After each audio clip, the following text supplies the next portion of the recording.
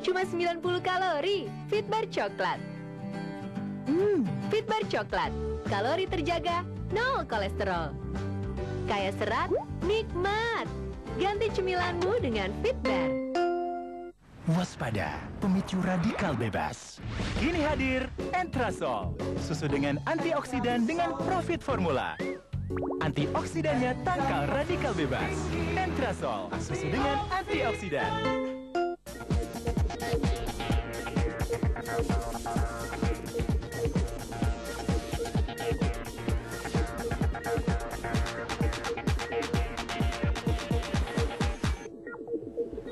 Anda menyaksikan Public Corner kali ini bersama saya Isyana Bagus Oka.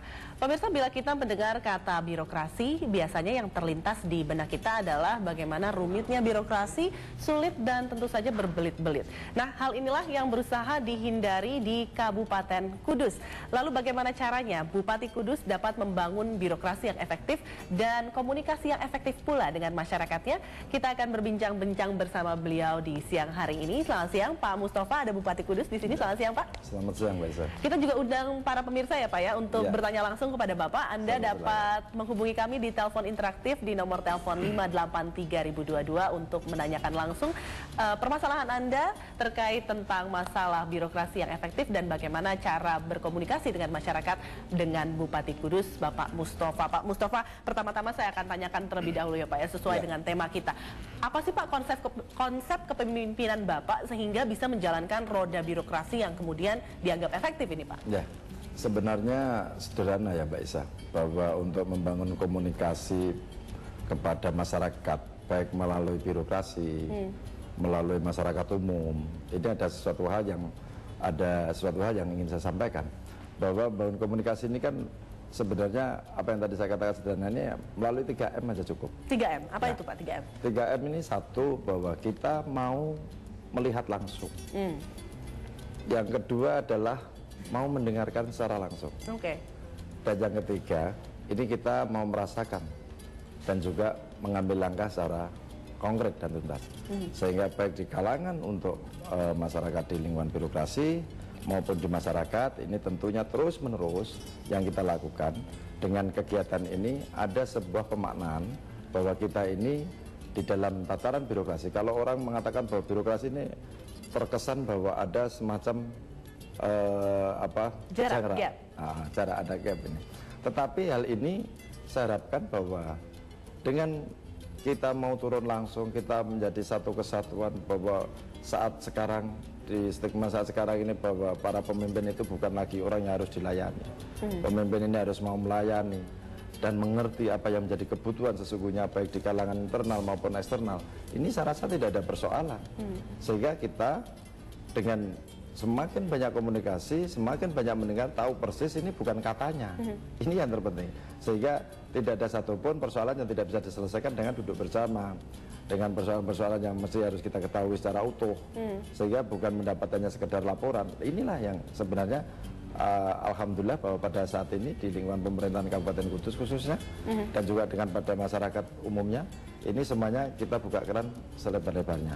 Dari sini tentunya tidak ada lagi orang yang berpersepsi, orang yang terkesan, bahkan kegiatan-kegiatan yang terus-menerus kita turun di lapangan, kita selalu bersama-sama mereka, bahwa intinya itu satu, bahwa birokrasi sekarang pada saat sekarang ini termasuk pada masa lalunya, ini yang penting satu, kalau ingin membangun birokrasi yang baik dan masyarakat yang baik untuk komunikasi, ini satu kok, belajar mendengar apa yang menjadi kebutuhan mereka. Lah yang menjadi kebutuhan mereka inilah yang mestinya harus kita penuhi dan apa yang sepanjang tidak melanggar aturan. Mendengar masyarakat tentu saja ya Pak ya.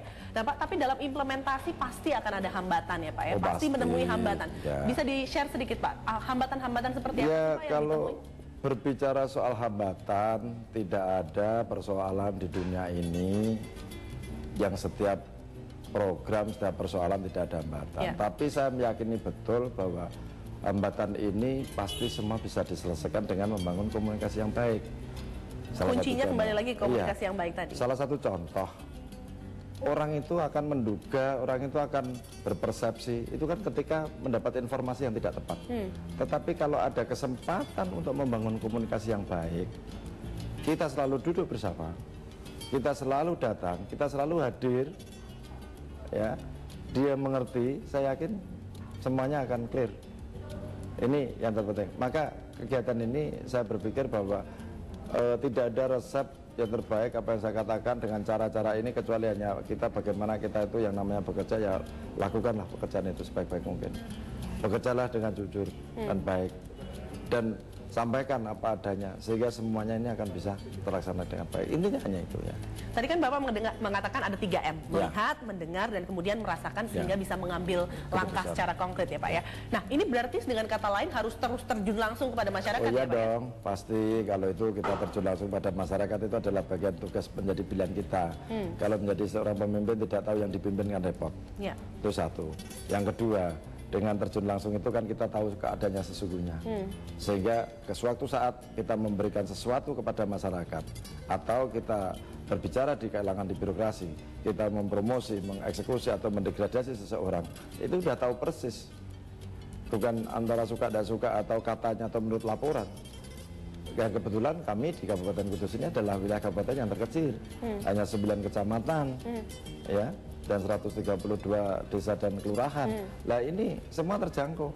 Maka saya termasuk dengan para pimpinan SKPD, para pejabat yang lain, saya selalu membiasakan bahwa tolong mulai saat di era kepemimpinan saya, mulai dari tahun 2008 sampai dengan 2013, alhamdulillah terpilih lagi, insya Allah sampai dengan 2018. Lah ini nanti semuanya, ini kalau kita letakkan fondasi yang benar, bahwa kita memimpin orang yang kita pimpin itu kita paham yang kita pimpin, kita mengerti apa yang kita inginkan. Salah satunya dengan mengadakan open house ini ya Pak ya. Nanti kita bahas usai jeda berikut ini karena kita harus jeda terlebih dahulu. Pemirsa jangan kemana-mana, kami akan lanjutkan perbincangan menarik dalam Public Corner siang hari ini usai jeda berikut ini. Tetaplah bersama kami.